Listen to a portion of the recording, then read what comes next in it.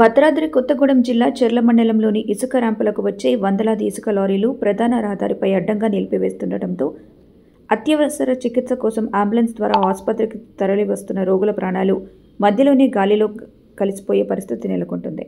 కనీస విచక్షణ లేకుండా ఇసుక లారీల డ్రైవర్ల ఆగడాలు రోజురోజుకు మితిమీరిపోతున్నాయి. ఇదే క్రమంలో ఈరోజు చెర్ల మండలంలోని సుబ్బంపేట గ్రామం నుండి ఓ పేషెంట్కు అత్యవసర వైద్యం కోసం చెర్ల ప్రభుత్వ ఆసుపత్రికి అంబులెన్స్ ద్వారా తరలిస్తున్నారు.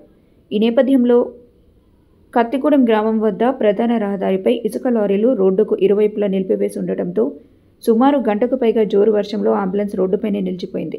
ఓవైపు భారీ వర్షం కారణంగా ప్రత్యామ్నాయ మార్గం లేక లారీల మధ్యలో అంబులెన్స్ ఆగిపోవడంతో రోగి బంధువులు తీవ్ర ఆందోళనకు గురయ్యారు. దీంతో స్థానికులు ఆగ్రహం వ్యక్తం చేస్తూ సదరు లారీ డ్రైవర్లను మందలించి భారీ జోక్యం చేసుకుని ట్రాఫిక్లో ఇరుక్కుపోయిన అంబులెన్స్ను బయటకు తీయించి హుటాహుటిన పేషెంట్ను తీసుకెళ్తున్న అంబులెన్స్ను చెర్ల ఆసుపత్రికి తరలించారు.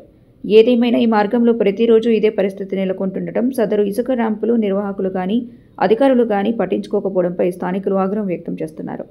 ఇకనైనా ఇలాంటి పరిస్థితుల్లో నెలకొనకుండా కట్టుదిట్టమైన చర్యలు తీసుకుని రోడ్డుపై ఉన్న లారీలను తొలగించాలని ఈ ప్రాంతవాసులు కోరుతున్నారు.